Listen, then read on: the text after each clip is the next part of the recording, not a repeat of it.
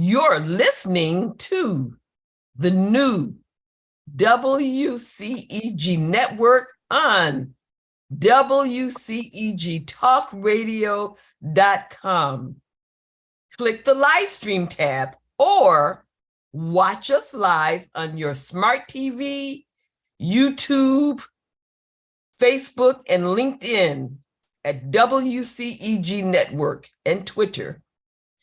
I'm Dr. Wanzo, your show host of Mind Matters for the next hour and a half to 2 hours. We are the worldwide community empowerment group where we speak life into the community and life into you. Subscribe free to our YouTube channel, WCEG Network. Like, follow, and connect with us on Facebook, Twitter, Instagram, and LinkedIn. We now have new platforms. Download our free mobile apps at iOS, Apple. For iOS, Apple, iPhones, and iPads, go to the Apple Store. Search WCEG Talk Radio. On Apple TV, search WCEG Network TV. On your Apple Watch, search WCEG Network. And for Android mobile phones and tablets, go to Google Play Store, search for WCEG Talk Radio. Last but not least, the topics and opinions of are those of the show host and guests, and not WCEG Network. Thank you for your continued support. Good evening again, and welcome to Mind Matters. I'm your host, Dr. Cassandra Wanzo. I'm a psychiatrist. I've been practicing here in Atlanta for the past 30 years. I joke and say I started at age 4, but our co-host this evening is Reverend Patrina White McClure. Reverend McClure is a licensed ordained minister and a gifted songwriter. She is on the board of directors of WCEG Network, and she hosts her own show entitled Church Biz, which airs on Saturday mornings. She was a salutatorian of her biblical studies program at B.J. Holland Institute of Ministry in East Point. And she's presently a student at Luther Rice College and Seminary in Lithonia, Georgia. She is founder and conference host of NLTS Conference Ministries. She is a member of Mount Ephraim Baptist Church here in Atlanta, founded 53 years ago by the giant of a man, Dr. R.L. White. We are here this evening to give tribute and honor his legacy. I remember him often saying, "Some were called, others just went. He was truly called." We are so honored and grateful to have his family here this evening. You are truly his legacy of love. So I'd like for everyone who's here to introduce themselves. Everyone can introduce you, the family, introduce yourselves. Hi, I'm Inez. I'm sorry. Go ahead. You go ahead, Auntie. Hi, I'm Eudora. I'm Eudora White. I'm his daughter. I live here in Lithonia, Georgia, and thank you today for doing the show. I appreciate it. Okay, we appreciate you. Hi, I'm Inez. I'm his granddaughter. Mm-hmm. I live in the Metro Atlanta area as well. Okay. And who else? Hello, I'm Christopher White, his son. I live in Washington, D.C. area. And I love you all. Okay, thank you. Anyone else? Is anyone else joining? Okay. So I would like to start by briefly describing the powerful impact that Dr. White has had on my life, and then let the family share whatever memories, feelings, or thoughts that they would like to share. So my father was pastor for 50 years of a church in Milwaukee, so I grew up in the church. and church has always been very important to me. I moved to Atlanta in the early 1990s and was searching for a church home. My mother always asked if I had found a church home, and my answer was always, not yet. I visited many churches here in Atlanta. Believe it or not, one of my patients suggested that I try Mount Ephraim. That Sunday, after worshiping at the Mount, I excitedly called my mother and said, I have found my church home. Amen.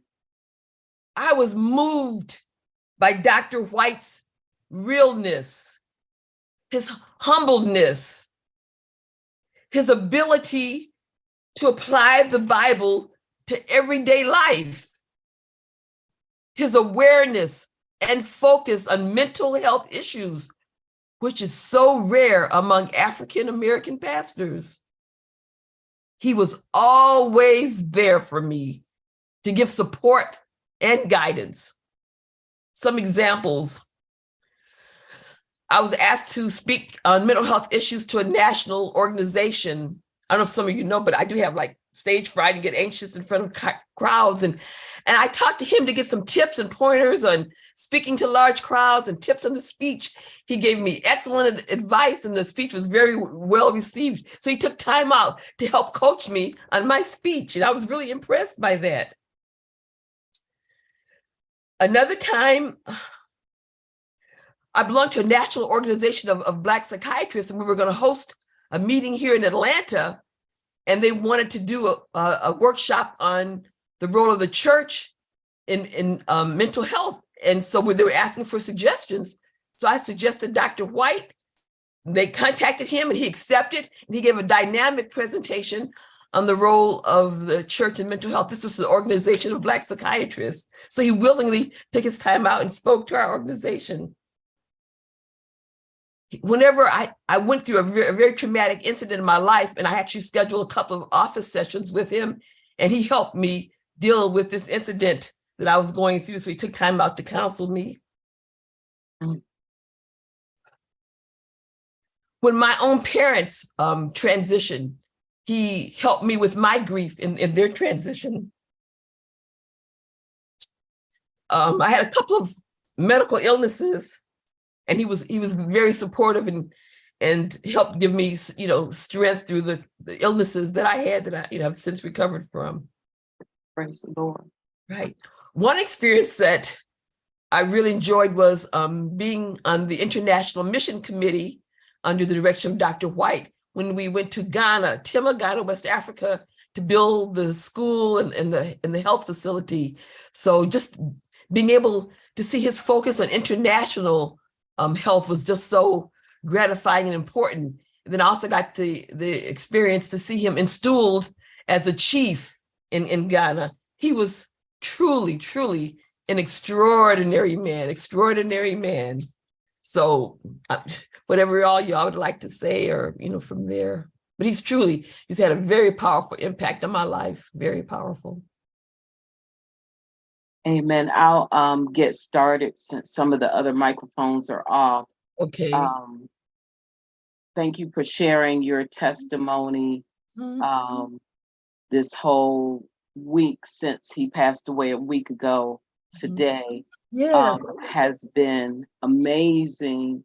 Mm-hmm. Hearing all the individual stories, testimonies of how Dad took time out to help so many on a personal level. Mm-hmm.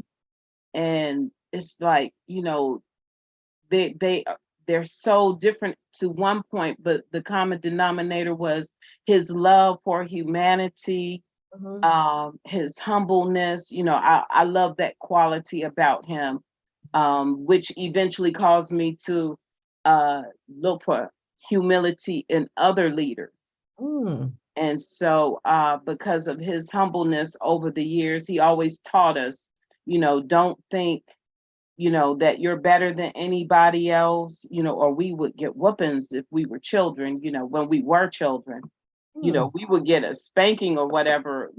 Well, back then it was just a plain old whooping, when we got home, if we started acting like, hey, Reverend White is my dad, and all of that, we would surely be in trouble for that. But it's been a unique experience. Of course, I love my dad and I miss him.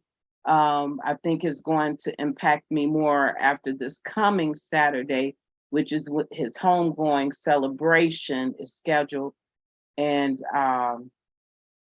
so God's been keeping me.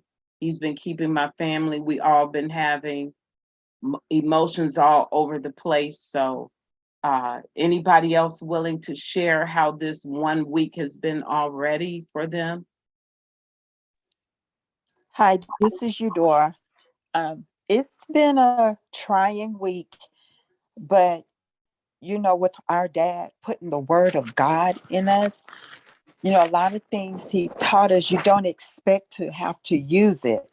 I guess I look at a lot of Marvel movies, so I guess I was in a la land, even in my mid 50s, thinking that he would never go anywhere. So it's been a trying week to know that when I visit Mount Ephraim, he's not going to be there anymore in physical body. I know he's here with us, and he taught us so much how to be strong, how to challenge life in a positive way. Amen. Even though we all weren't around Dad all the time, he was still there with us.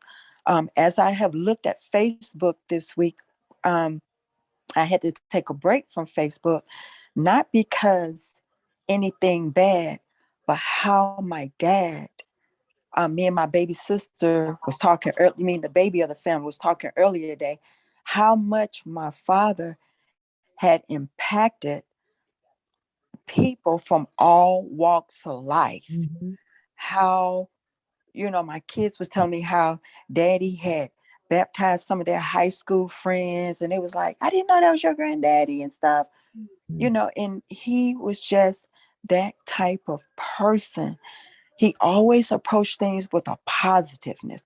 I might have said, hey, Dad, no, baby, it hasn't happened. Let's see what happens.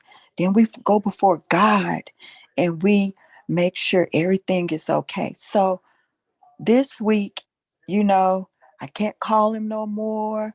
I can't touch him anymore. But he left enough of his life and his knowledge that I can stay positive about him. Thank you. Wow, thank you. Amen. Ines? Yeah, like this past Sunday, it like hit me like really hard that like for most of us that's on here, this was probably the first Sunday we woke up and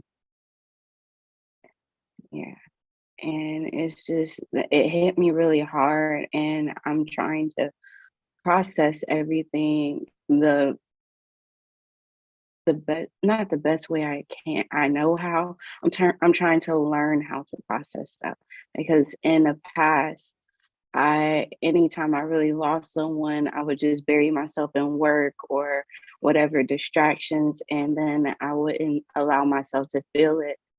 And so it's been like in my spirit lately, like people kept saying, oh, stay strong. And it like just really frustrated me because it was like, knowing who he is, he would have brought up the fact that in the Bible it says, God's strength is made perfect in my weakness. So if I focus on me being strong, I'm taking away that opportunity for God to be strong for me. And so it kind of like I'm learning how to not carry everything, and it's been really hard. Like some days I wake up and I'm okay, but I've just, because of how heavy it's been, it's like most of my dreams are connected to this topic. And it's like, yeah. Wow. Amen. Yeah, Chris? at an early age, we had learned that we had to share our dad with the world. And being able to hear everyone's testimony has finally allowed me to see the benefit of his sharing. Everyone that I've spoken to felt that they were being addressed individually with caring and love.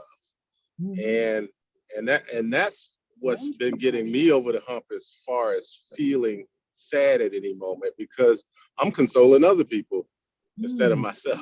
Wow. And it's a beautiful thing.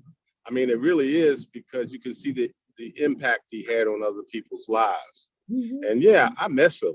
And I don't think I'll feel the brunt of it until this coming Saturday. But I think I'll be okay.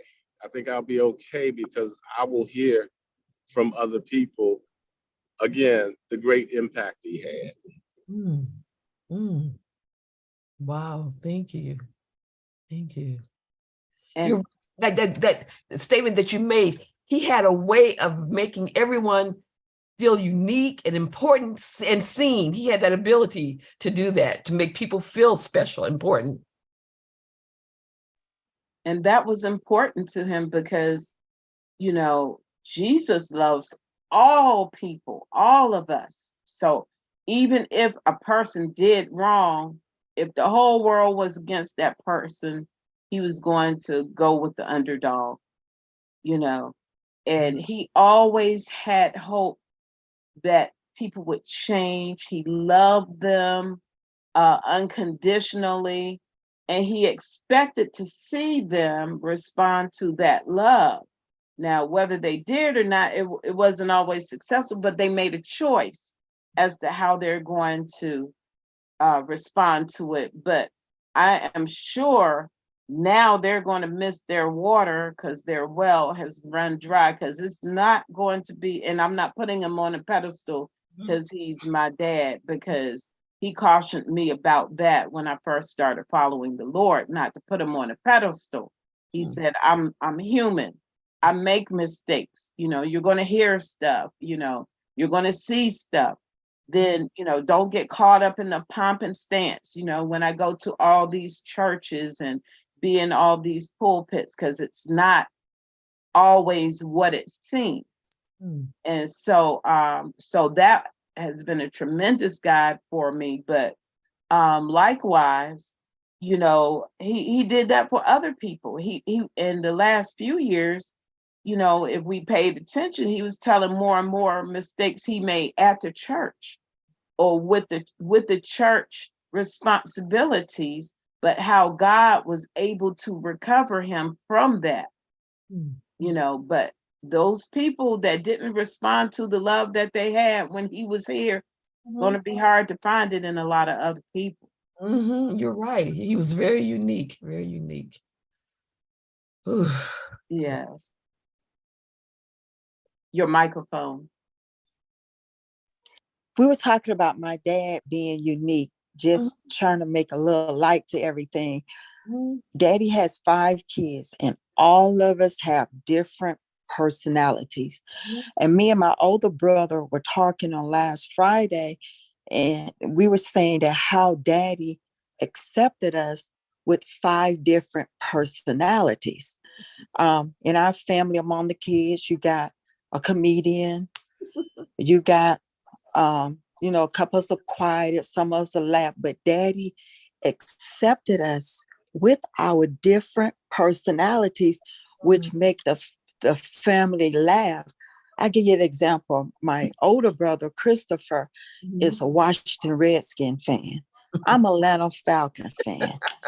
So with Daddy living in DC, and most of us been born in DC, when the Falcons played the Washington Redskins, me and Chris would include the family in and trash talk. My dad knew that I can get a little rough with sports. So he would text me privately, "Don't be so hard on your big brother." And I would say, "No, Daddy, I'm going to get him. I'm going to get him." So this year, Washington beat us.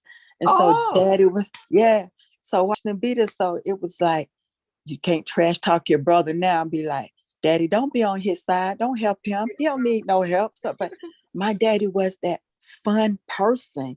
Even though we shared him for so many years, I could tell you a funny story about each one of the kids, and Daddy would remember each one of those stories. And, you know, I don't want to embarrass my siblings, you know, but we had times we would have family gathering, and like, say, for example, Patrina, you know, my sister lives for God.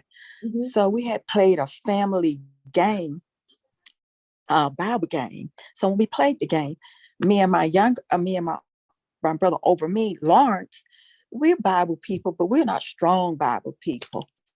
So we always playing the family game, including aunts and uncles and everything. And so Mimi, you know, if I cheat, it's like, I ain't telling nobody. So my sister said, oh, I cheated. And she started crying, and Daddy said, what's wrong, baby? I said, you in trouble now. And Daddy was like, no. Daddy quoted every scripture in the Bible for God forgive you for cheating to make my sister feel good. But we laugh about those type of things now, you know, like if he took us bowling, and those were fun things that, you know, that we can always remember. In fact, last Friday, we were just sitting there just laughing about those things. And every time we got together, I have 3 older siblings, Chris, Lawrence, and Patrina, and they sing so good. I mean, if you were to hear my older siblings sing, they are awesome singers. And last time we got together at my older brother Lawrence's house, that was one of the things Daddy always make sure we did was sing. And one of the last songs he sang was, I'm not good with names at church, but it was like So Glad. And Daddy sat there at Lawrence's house and he sung. And if I wish I could just play hearing Patrina, Chris, and Lawrence and Daddy sing. And it's one of those songs you just go back. When I came home on Thursday, and Wednesday, so glad. And you know, Daddy was glad.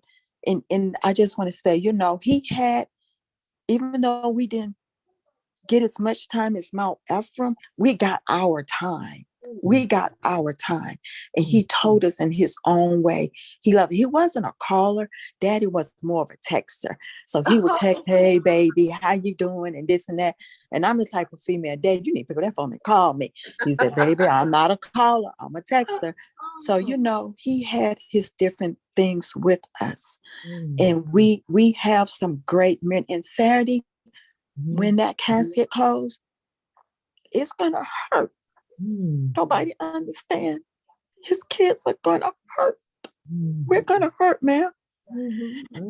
But it's those things that I can hold on to, you know, high school graduation, elementary graduation. I have to hold on to those things. And we have to hold on to our own memories. And I want to tell my siblings on national radio, I love you guys. And my oldest brother lives in DC. And I told him, I said, I'm still going to see you now, because Daddy was the glue who kept us together, regardless if we shared him or not. Daddy was the glue to keep us together. And even though he's gone physically, I still feel he's going to be the glue to keep us together. Thank you. Wow, thank you. So Valerie, is she an audio? I see someone named Valerie White joined. Valerie. Hi. Hi. Thank you for joining us. Yeah.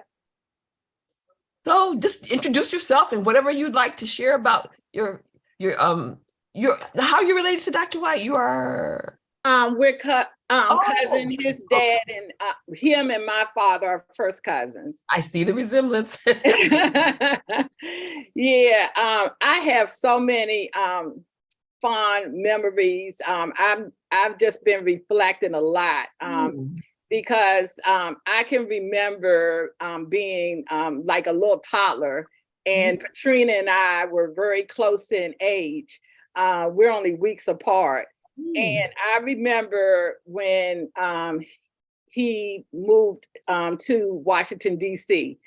I can't remember everything because we were little, But I remember conversations. My mom and my dad were getting ready for him to arrive and just trying to find places to stay. And one thing I can always remember about him, he's always preached the gospel. Even when he was driving a dump truck in DC, I remember my mom taking us, to where they worked and giving them lunch or something. And he had his Bible. It was like a raggedy Bible. And he was out there preaching like to all the other construction workers. He was always preaching the gospel. And I always loved him. I looked at him not like a cousin. I looked at him like an uncle. He was always there, even, with his children, he still shared his time with me and my brother. He was there when my husband and I got married 35 years ago. Him and Lorraine flew up to do the wedding. And I just thought that was like the most special thing. I was so excited about him doing it. When my brother went into the ministry, it runs in the family. Yes. He flew down to Georgia and he did his trial sermon at Mount Ephraim. So we've always been very close. He's been like a brother to my dad. My dad is really, going through it right now because they've always been so close. And when he used to travel to Africa, he would always make it a point to stop in that area, in the Washington, D.C. area. And we would everyone would stop what they were doing and we would go meet him. Sometimes it was at the airport, he couldn't stay. And some of my other favorite memories was how he loved Mount Ephraim. I remember them coming up to sing, and it was just so many members of the choir, and they just would always come up. They looked on point, and he was just so proud. He was like, I'm coming up with my choir. He was so excited, and they would just come up and just show themselves, just show off. And I just remember being excited to see the choirs come. They would come to my parents' church. They would come to other different churches in the DMV. No matter where he preached or where the choir sang, we stopped what we were doing. We would just stop. It was like a holiday when he came up. So we are indeed going to miss him.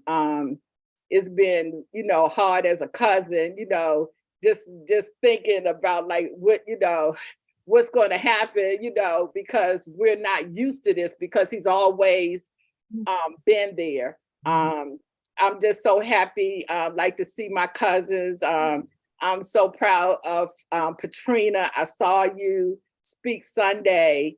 Thank you. And as soon as I saw you speaking, I was in tears because I see so many similarities between Patrina and her dad, as far as the ministry. Yes.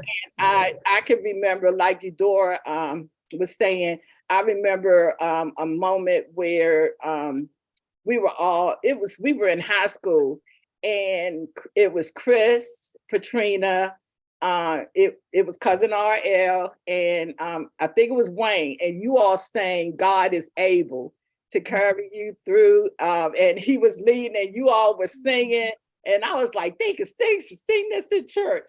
But I love to hear them sing. So like I said, he's always, as far as I can remember being a toddler, he's always been true to his faith.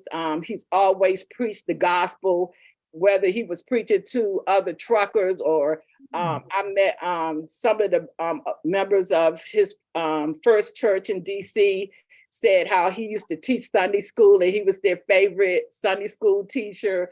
So I've even, some of my members of my church, I didn't even know they knew cousin RL, and they were calling me saying, oh, I didn't know that was your cousin. Oh, I followed him. And there's a little deaconess at my church. She's in her 90s. she followed him while he was on BET, you know how his recordings. And so she was so angry. She said, why is he not on TV anymore? And I have to explain things to her. So he had such a big impact. And we will definitely miss him. For sure. Can I add something? Yes. Okay, so going off of what they were saying about Granddad singing, I didn't catch that bone. Boy, I wish I did. I cannot sing. I can sing, but I'm gonna be judged if I do it around other people. So I sing by myself. But he also was a scholar. He was an author. He I didn't catch the singing part, but I did catch the writing part. And so there are so many books that are in my head, and it was just it's nice that I get to connect with him in that way, because the way they sing, I can't connect because I didn't catch that. But being able to say, you know what, I'm not a first generation graduate of college. Like my granddaddy got degrees, he can start a whole school, and so that, and then I kept the author thing going, and it's nice seeing pieces of him in all of us, in the whole family. And they were saying earlier how he wasn't a phone call person. I was always scared to call because I was I don't know if he working with somebody, I don't know if he preaching right now. He was always serving. He lived a servant lifestyle, and he looked good while he did it. He did it with such ease.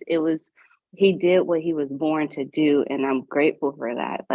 The good part of it is we can have his sermons on YouTube, or we got the tapes, the cassettes and the CDs, and we have his music. His music is on Apple Music, so we have access to his face, we have access to his voice, and those are blessings. The only thing I wish is just some more hugs, some more kisses. That's all. Dad was definitely the Energizer Bunny. I mean, when we would go down and visit him during the summer times, there wasn't a day we weren't in church, and sun up to sundown. I mean, it really was active, and so some of those required us to go along with him to revivals. So this is how we actually started singing with him. He needed a backup group. We just didn't know it. So what he would do is we'd be in the car riding there, and he would start humming a song and say, hey, I wonder if y'all can pick this up. So we'll join him, maybe sing it twice, and then all of a sudden, bring my kids up here. I want them to sing a song with me. And we're terrified. I mean, we haven't even been up on the stage before. I'm so terrified. I'm trying to hide behind my brother, who's trying to hide behind me, who's trying to hide behind Patrina. So it was really enjoyable to share ourselves. After a while, we came to expect it. So our memories got good. We could learn a song the first time around. I mean, we were trained, and it felt good to be able to support him. My brother, who's an extraordinary pianist, keyboardist, would also give him that sound whenever we were away. He'd just jump up on the piano and give him that background because he loved to sing. He is an Energizer Bunny, because I remember we first got married, we drove down and we spent some time at church at revival. And it was after 9 when we got out, he was like, let's hang out. We're going out to dinner. And me and my husband looking at each other like, what?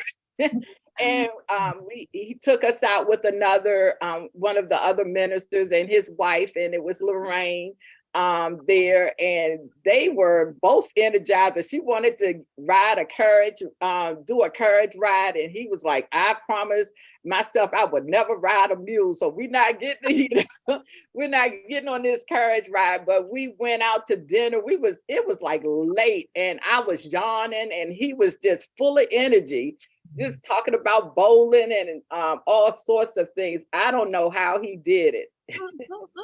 Because speaking about bowling, I'm sorry. Speaking about bowling, sometimes he'd come and visit me, and we share some time together and break bread.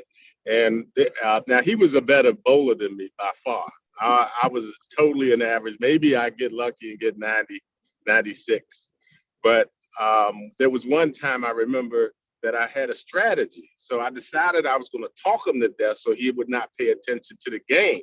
So before he looked up, I had won that game. He stopped talking to me the rest of the night until he beat me 3 more times. So he was But that was his outlet.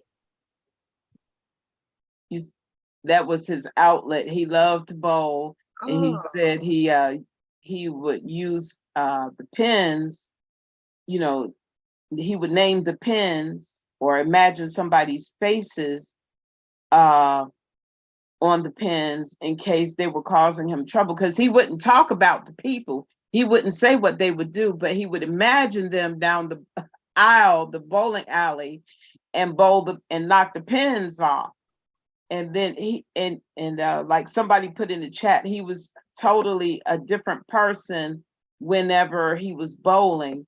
Like whenever we used to try to go bowling with him and his friends on Sunday nights, because they were so competitive, he would just rent us a lane to the side, come and bowl with us to appease us, our need to bowl with dad. And then he would get on the lane with the professionals, if you will, and bowl with them. That's a totally different group.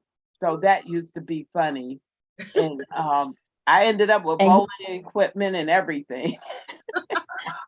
And while he was bowling, the piggyback off of Chris and Mimi, while he was bowling, he was still be over there teaching his kids what to do.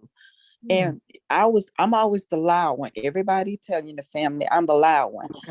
So I think he kind of hated when I got I think he kind of hated when I got a strike or something, because I would be the one that danced over the whole bowling alley. But daddy would be like, daddy, but like I say, my daddy accepted us for who we are and who we were in his life. But yeah, bowling is one of his, singing and bowling. We got some great stories about singing and bowling. Okay. And who do we have us just joining now? Who do we have? I'm Lonnie. I'm his son-in-law. Oh, hey, Lonnie. I'm Dr. Wanzo. So wonderful to meet you. We're sharing the impact that he's had on our lives, memories, feelings. Is anything you'd like to share? Oh, whoa, great. Well, let me think. Let me say I was the athletic director over at Mount Ephraim for about 16 years. And a lot of times I had to go to him to get money for the teams, for the jerseys and all that, and nobody would approve it but him. And he had our back so much that he took care of our team and he took care of that youth department when nobody else believed in us. And that meant a lot to me. And a lot of stuff he did because it was me. And I know he did it because it was me. And that meant a lot to me. And I just loved and cherished all those moments and all the time. Thank you. And I also remember how he loved Lorraine. I remember when he first met her, and he said, I got this sweetie from Detroit. I think she's from Detroit. And and he was just talking, and I couldn't wait to meet her because he was like, I hadn't seen him like that in a long time. So he was so excited. And just to see him over the years, you know, how close they were, you know, she was always his road dog is what I say, me and my husband are. But she would come, you know, travel with him sometimes to DC, and they were always like together, and just watching them do the Bible studies, and she trying to handle the video cameras and, you know, giving him cues for everything. I just love watching them.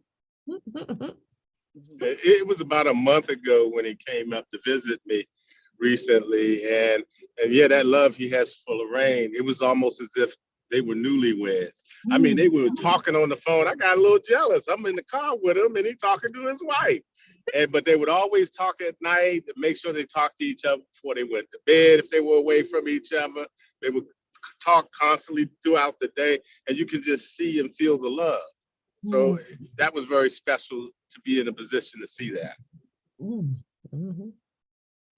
And can I say something? I know I want the world to really pray for her. This is hard on her as well. She really needs our prayers, our love, and our understanding. And I just want to tell her, thank you for being a part of Daddy's life. I really appreciate it. Amen. She's been a trooper. She kept us in contact or kept us up on every moment, every move, anything that happened. She kept us in the loop so that we would know what was going on with him. You know, she would take him to the doctor, you know, all kinds of stuff. So she was in constant contact with us. And I do so appreciate her for that. And I thank her. And so y'all keep on praying for her, because this is hard. This is her husband, her best friend. I mean, literally, like they said, they talked about everything, everything, all the time. And so she was saying even how she would say, baby, and then she remembered he would be gone, and then she would break down, you know. So y'all pray for her. You know, First Lady Lorraine Jacques White, because she loves Mount Ephraim with a passion as well. And thank you for everybody that's listening in from Facebook. You know, we thank you so much. But we do have our cousin Marlon, who has just joined us. And Marlon, will you go ahead and tell us how you're related to our dad? Your microphone.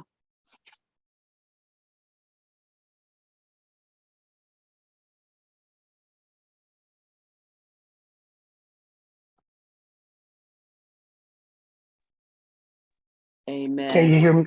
Can you hear me now? Yes. Okay, I'm Marlon. I'm related to Reverend White. That's my uncle. My dad was his youngest brother, and my dad passed away back in 2011. So I guess I might be the crazy one on the call right now. So thank you, Yadora, for including me in this on this. Thank you. Oh, my apologies. I thought I sent it to you, but can you tell us some of your fondest memories with Dad? Probably the best memory that just immediately stands out, when my dad passed, the first thing Uncle Leroy said to me was, I know your dad is gone. I'm not trying to take his place, but you got a father and an uncle in me, and I'll always be here for you no matter what. And he and I, we talked. If we didn't talk, we text each other at least 2 or 3 times a week. So, and I mean, he was just funny. Y'all know how funny he was. He never said anything about the crazy stuff I put on social media. He thought it was funny. He was like, "Where you come up with some of this stuff?" And he never admonished me or said nothing or whatever. He thought it was pretty funny himself. He probably thought he should have posted it, but you know, being a preacher, he can't say some of the things I was saying. So, and I just love the way he took to my wife, like, you know, that was his niece. I was pretty much like the in-law of my own family. So, yeah, seriously, like everybody loves my wife. I'm just Marlon now. I'm nobody in my marriage. So, but Uncle Leroy was just, you know, everybody said the greatest things about him. He's just loved by many. He's going to be missed by a lot of people, especially his family, his wife, his church. Whatever he did, he always gave 100, 110, 120% no matter what. And I'm going to miss that, but I have fond memories of him because I've been focusing on his life and the works he did before his death. I'm not going to focus on the death. I'm just going to focus on all the great memories I had before that. So. Amen. And then I think too, Dr. Wanzo, if you would take us through the grief process, not just for us, but the people listening in, because so many people get stuck in their grief. And Dad doesn't want us crying 10 and 20 years out like this. You know, he wants us to be healed and move on and do the things and fulfill the call of God on our own lives. Well, there are stages that are prescribed, and sometimes, we go through all of them or just get stuck at one, or we keep going through all of them, but they're different stages and we don't have to necessarily go through them in order. But I think the initial stage would be the one of shock and disbelief, which I guess I'm still in that stage, still in the stage of shock and disbelief, that this has happened. I always, I expected, Dr. White would be around, for years and years, and maybe at some point he might retire, but he would always be around. I mean, this has been really a shock, and I've been just brokenhearted ever since hearing the news. So we got shock, disbelief. You have denial is one of the stages where you're denying that it's happened. Anger is another stage. Depression, bargaining, with God. And acceptance is the final stage that we go through in terms of the grief process. But like I said, we can go through all of them or just skip through some or just get stuck in one stage because we grieve in our own time. There's no time frame for how we grieve. We go through our own, grieving process. And thank you for that, because like some people are feeling bad. Like one of my friends at home in Baltimore, her mother just passed 2 weeks ago.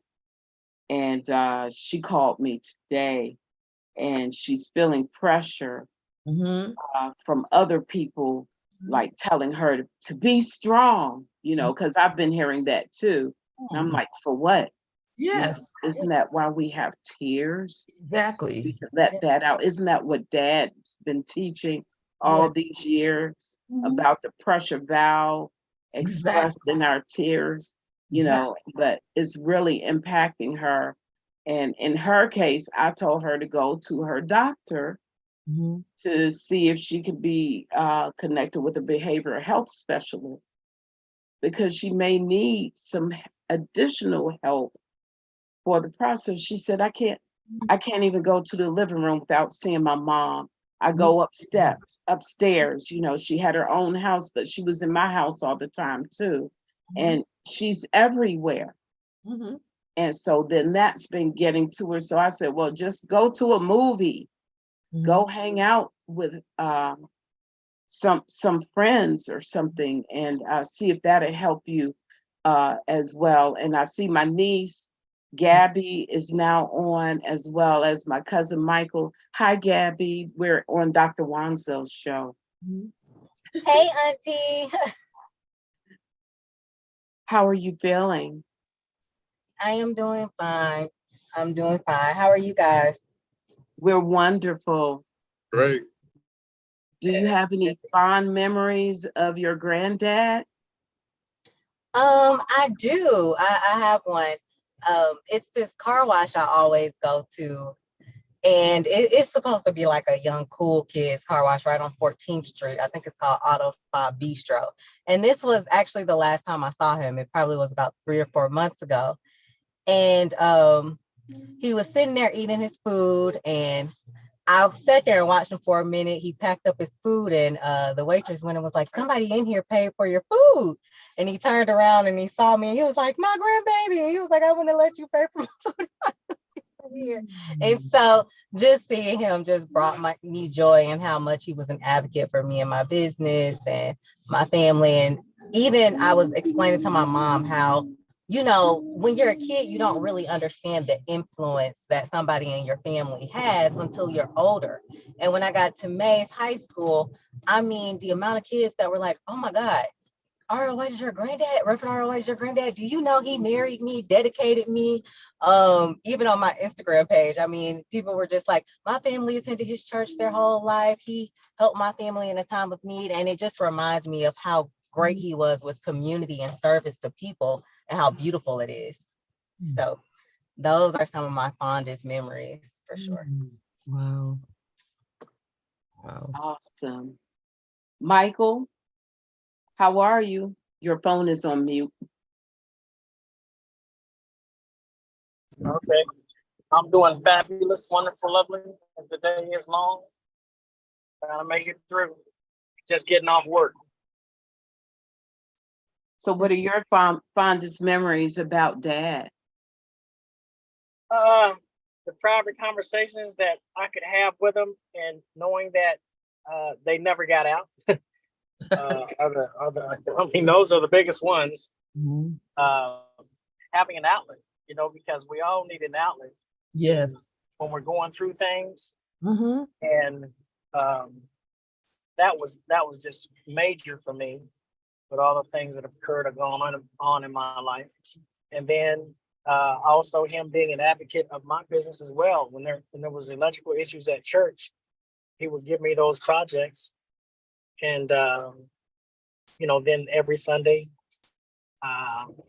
being a watchman for him, and just him being available because of the wealth of information that he had. There was just nothing you could not ask him, or because he was available to you.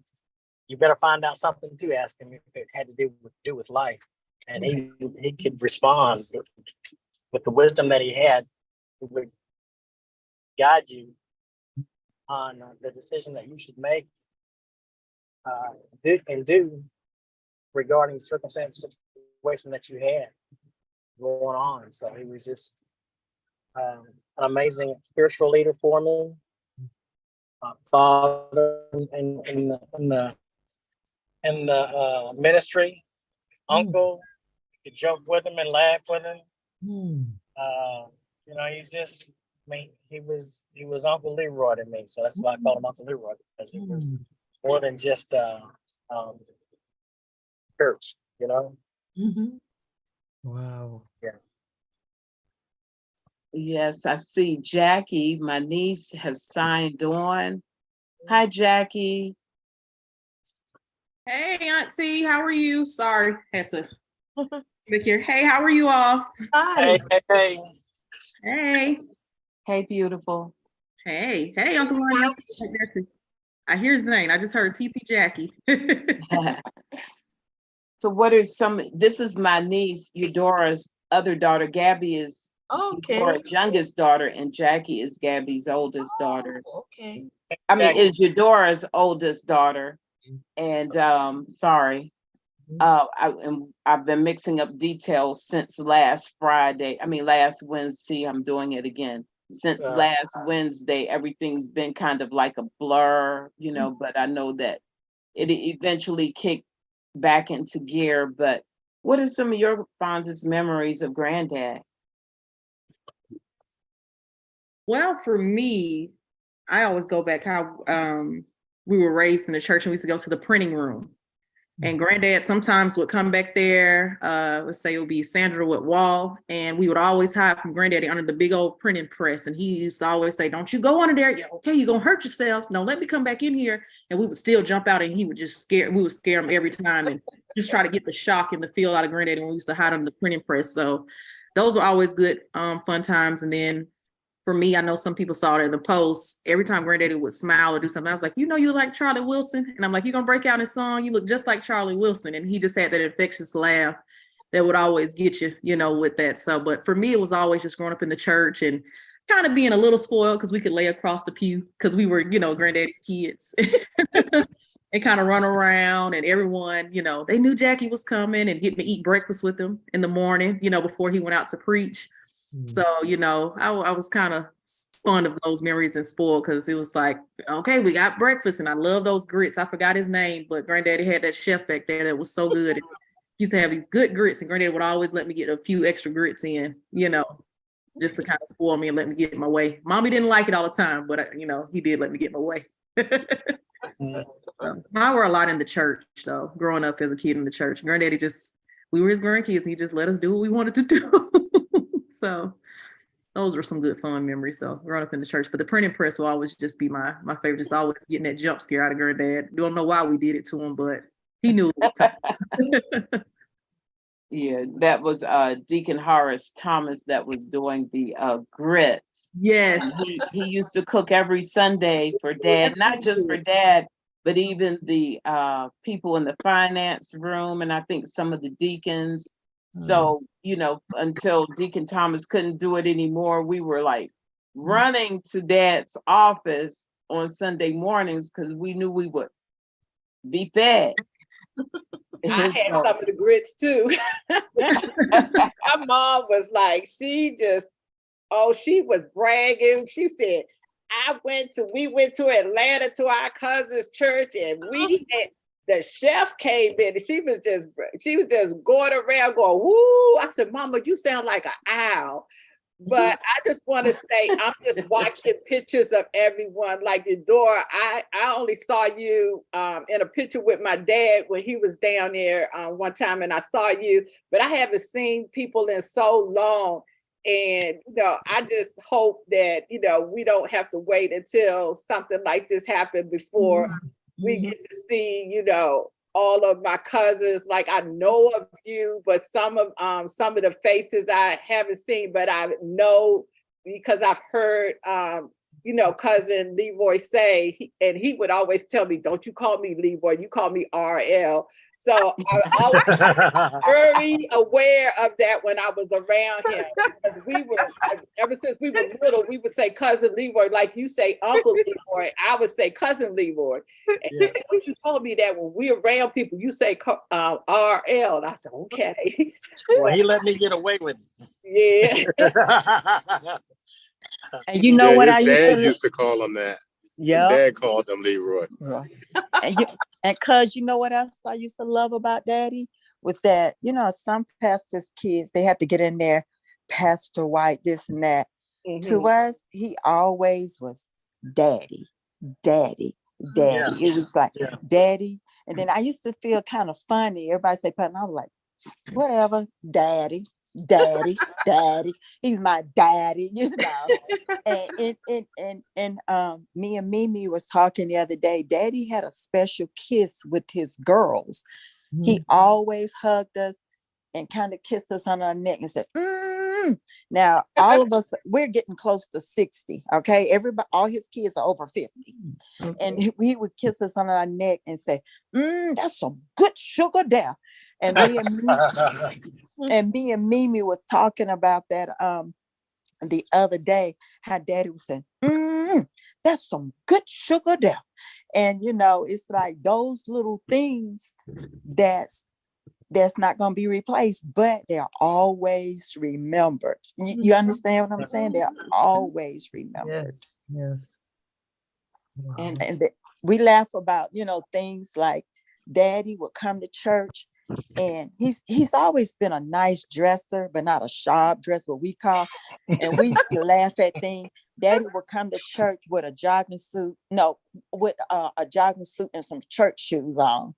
And we would be like, Daddy, what are you doing? And Daddy'd be like, I'm sharp. I'd be like, no, you're not. Leave it alone. Me and them were a little more compassionate. I'll be the one like, don't do that, Daddy. But my dad would laugh at us and he would correct himself, but he would also correct us. All of us respect my daddy to the T. He didn't have to worry about none of his kids disrespecting him. Now, I might not always had a clean mouth, but he never had to worry about me. He put his foot down. Okay, the family's laughing. Right. Okay, I'm gonna confess my sins here. Might not always had a clean mouth, but Daddy, no. When I spoke. But that was made us all so unique, and it was like the brothers and sisters would say, Eudora, you go ask Daddy. And I'd be like, why y'all put me up to ask Daddy? How many people gonna tell you no, Eudora? Then I'll be like, Daddy. And it was so funny. One time, years ago, we not calling no names. One time, a church member had did something in the church, and we laughed. We're laughing, all doing. Daddy just in there, and the Lord, this and that. He looks in the back. All 5 of his kids are laughing at this church member. Y'all, my daddy stopped in the middle of his sermon and said, you all back there, you're going to get it when you get home. Like my brother said, we was in church from sun up to sundown. So we thinking we going home at sundown. My daddy lined us up by height. Even Patrina, who was the sweetest kid of all of us, got a spanking. So after this happened and everything, Mimi started separating herself from the other siblings so she wouldn't get in trouble. And what was his saying before punishment? Oh my God. My daddy would tell this lie. No, it wasn't a lie. It's gonna hurt me more than it hurt you. So Chris reminded me last week that I looked at Daddy and said, how it's gonna hurt me more than it hurt you? I'm the one getting the whooping. And it would be like, oh my God. So my dad, and he wouldn't hit us but once or twice, but those hands put lightning through our souls. So yeah, big hands. yeah, big hands, yeah. And so we were just telling stories and stuff. But Daddy, one thing I can tell you, he loved us. He loved his kids. He loved us. None of us can't say that. We didn't like, I'm kind of selfish, so I didn't like sharing. But I knew that my dad loved me. I knew that.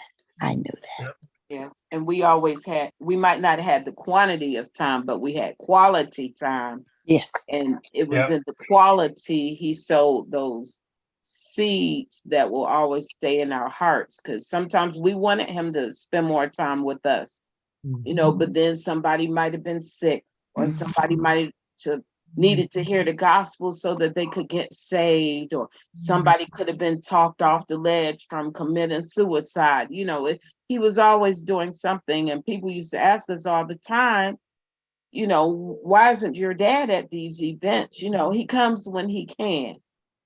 And we had certain holidays set up for many, many years where we would spend time with one another, but he was sold out to Jesus.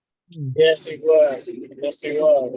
And then there had, and as well, he was a civil rights activist, So when you start looking into the lives of civil rights leaders, his looked just like all of the predecessors, and some of them were his cohorts. They worked together so their children could be heard saying how they had to share their loved one with the rest of the world.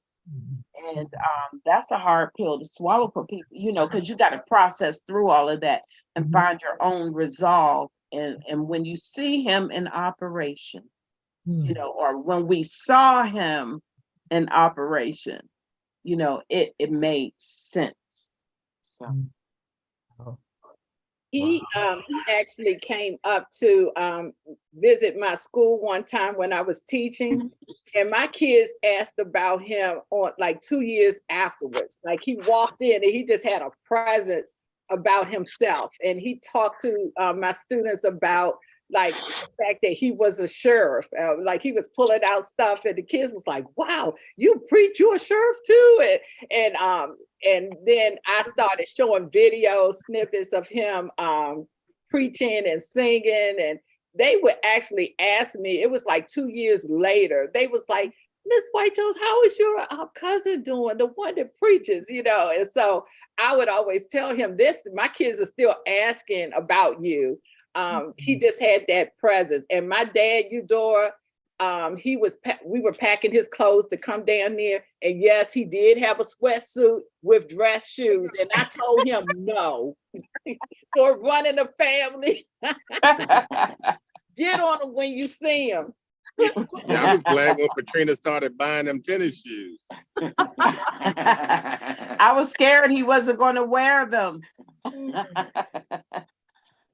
Yeah, but the pandemic helped him where he could go on and wear them, because he's like, it's just a couple of us in here, so nobody can see my feet. So I'll try them. And then he's like, wait a minute, they feel good. Okay, buy me some more of those. It's like, okay.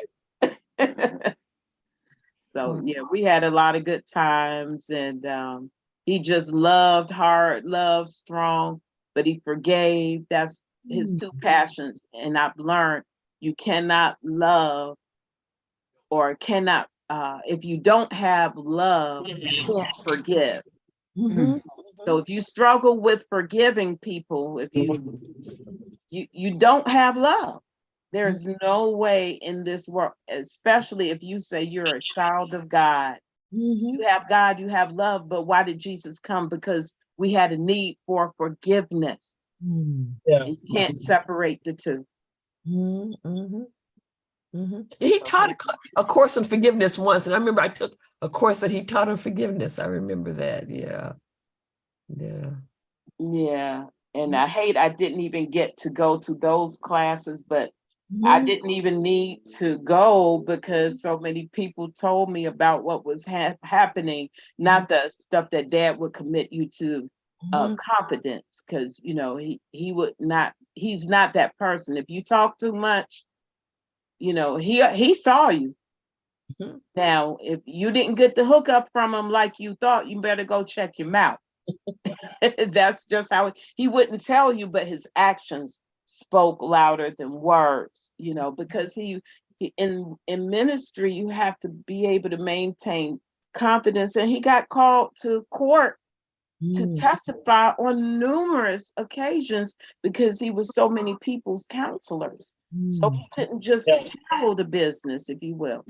So some people still mad to this day. They didn't get a particular job in the church they thought they should have had. But you were talking too much, but they never caught the message because they were too busy talking. They weren't listening. And what did he always say? God gave us 2 ears so that we can listen twice as much as we talk. And so those things will stay with me, and hopefully I will grow all the more, and be all that much more closer to the Lord. One of the things that I remember the most, and I don't know how he do it, but I always saw him whenever you asked him something, he never came right back with it. He'd take a minute and think. He never said nothing right away. He always thought before he spoke. I don't know how in the world he do that. That puzzled me all this time, because there was never a time when I went to him, I asked him something or whatever, that he just came right out with the answer. I don't know whether he was praying, whether he was waiting on the Lord or what, but he always took his time and he came back with an answer, a profound answer. That just amazes me. Yeah, I remember this time where I don't know how it happened, but I ended up driving him to a church. So I met him that morning for 7:00 service, and he said the regular guy that couldn't take him, he's like, "Would you mind driving me after service?" I was like, "Sure, no problem." So you know how you stand out the church and he shake everybody's hand. So we had to be to the church, and I kept saying, "Real, Real, we got to go." But he stood there, he shook everybody's hand. And so I said, "We're going to be late." He said, "Don't worry about it." He said, "I got a badge and I got a gun. Get us there." I said, "I got you, Doc." And when we got there, he said, "I'm going to sit in the back when we coming back because you drive too fast for me."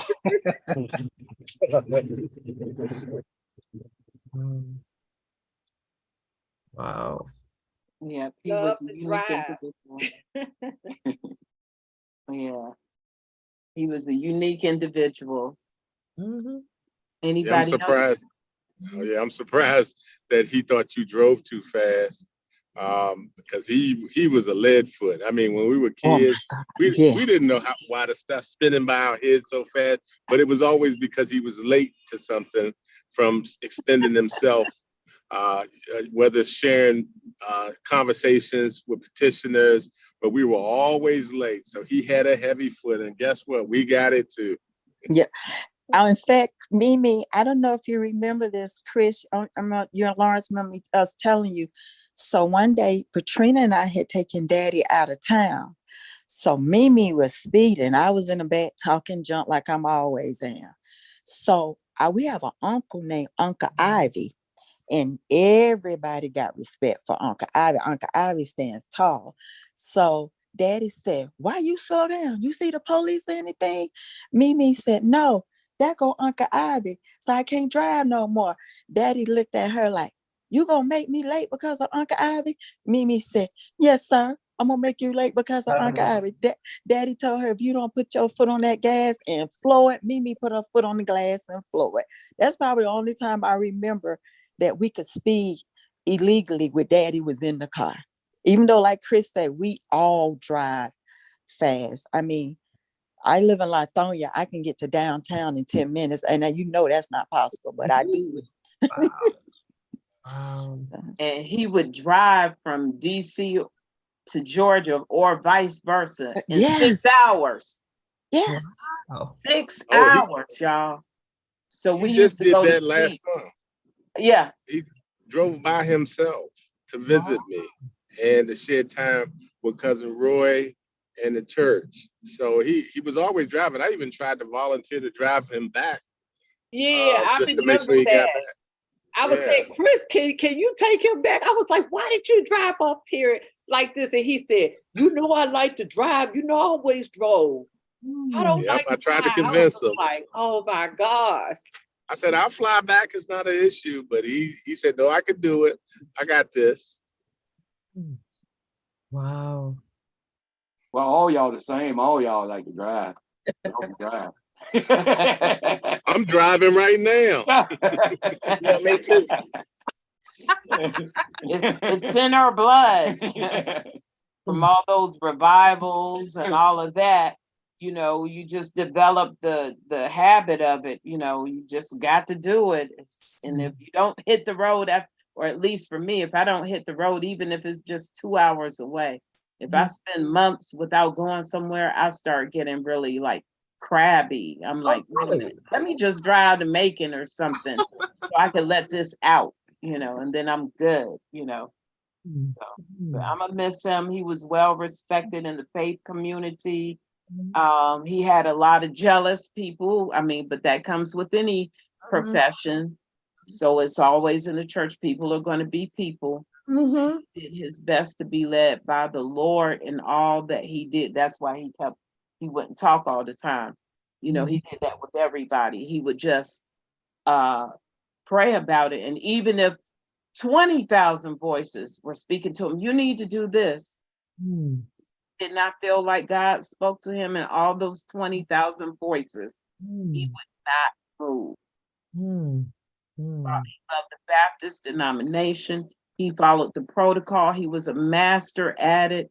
He was a pastoral coach, church organizer for thousands of churches across the country, people calling church breakups, church starts, church splits, all of this. He did all of this. So that's why we are hearing so many stories, personal accounts of how he was a blessing to so many. If you know anybody who can, I am in the process of, can you hear me? Yes.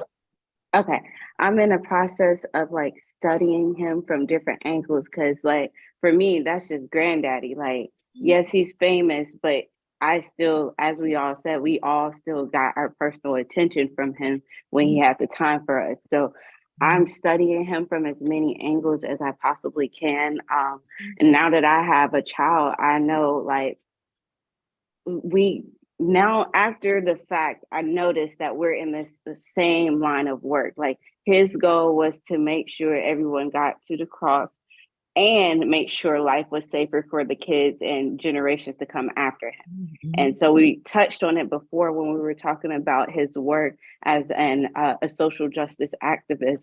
And so I might not be going that way, but I know that I want my kids' generations and theirs and so forth to be in a better state. And I'm grateful for the amount of work he put in and how he got the ball moving in the right direction. And he was surrounded with people who had the same mission. It's just really awesome hearing all of these stories from even before I was born and from people who know him in different aspects and from like different places.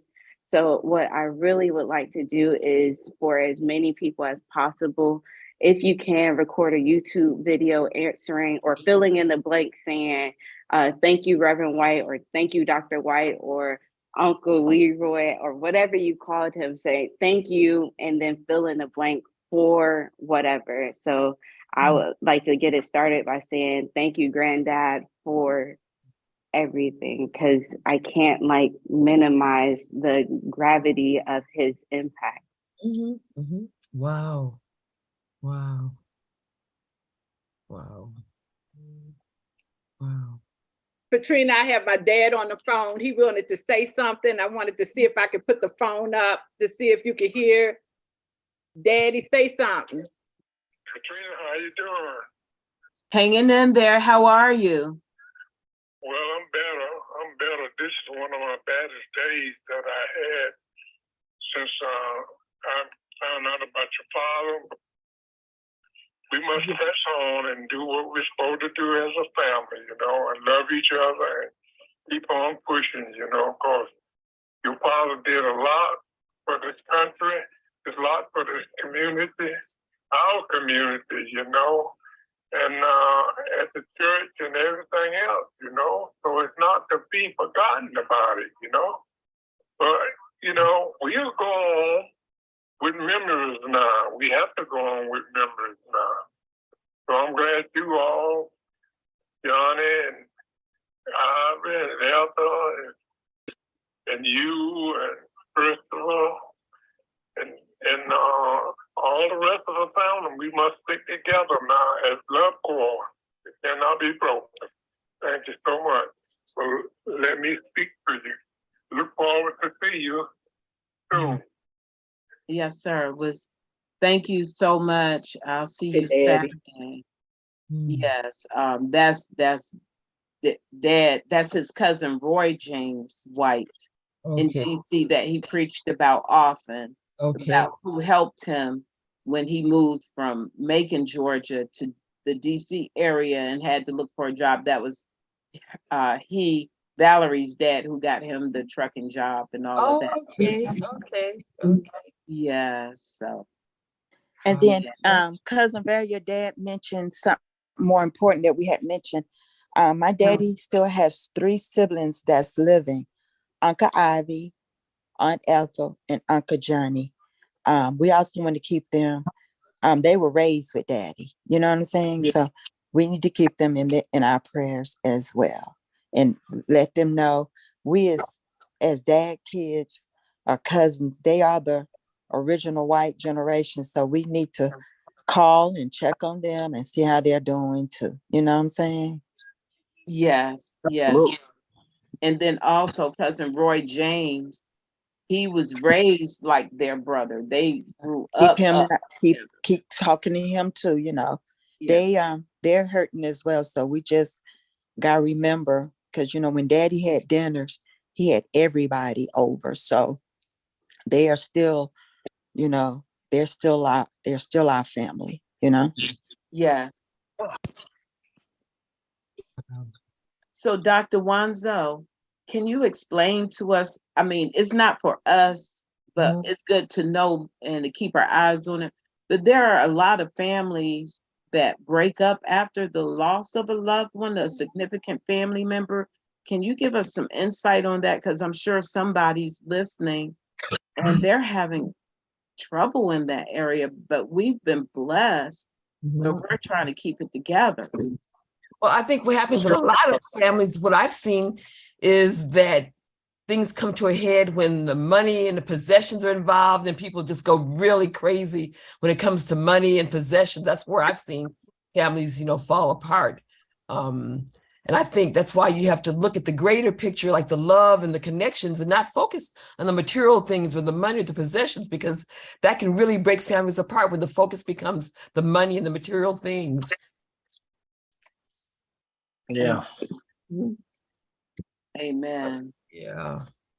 But I wanted to do this evening for me to help me process my feelings and my grief, because like I said, I was heartbroken. I've just been crying every day. So I wanted a way for me to talk it out and process it.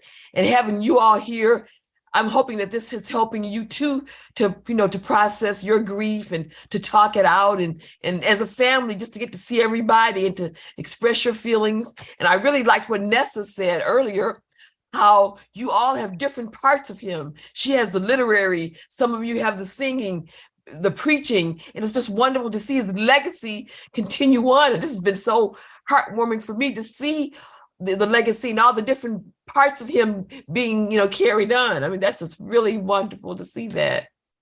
Yeah. Yeah, man, he was awesome. He really was.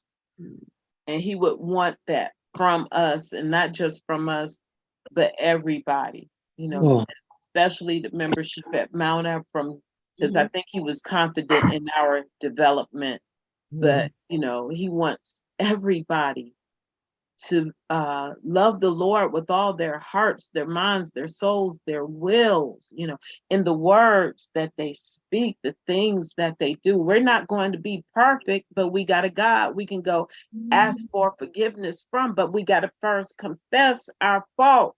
And so he wants us to put the Bible in action, put the word in action. That's why he taught until he couldn't anymore. He sung till he couldn't sing anymore. He loved God. The essence of him was about Jesus Christ. Yes. He always said, you could be angry, but don't sin. I'm having trouble in that area. But anyway, I'm working on that. I got to go, so God is good, and I thank him for Dad. Okay. Man. Want to have any last words, reflections, whatever any last words before we close out? Anyone else? Thank you, Dr. Wanzo, for doing this for us. I thank you for doing it for me. This is helping me too. It helps me. It's helping me as well.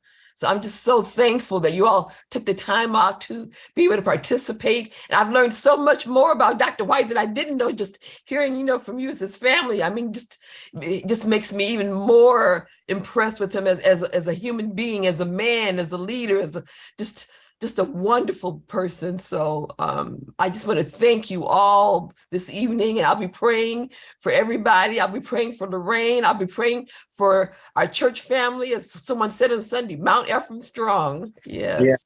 Yeah. And so let everybody remember, on Friday, they're going to have a public viewing of his body at Mount Ephraim from 4 p.m. to 8 o'clock p.m. Okay, thank you.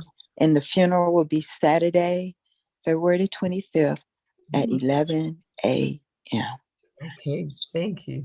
And both of those are at Mount Ephraim Baptist Church, 1202 West Marietta Street, Atlanta, Georgia, 30118. And masks are required. Thank you, Dr. Wanzo, so much. Thank you so much. Thank you all. I love you all. Love you all. Love you. Love everybody. Thank you. Okay. All right. Thank you, family. All right. Thank you. Love y'all. Good night. Good night. Good night. Bye, cuz. See you later. Okay, talk to you later. Good night. See you, Lord. Saturday. God bless you all. God bless you.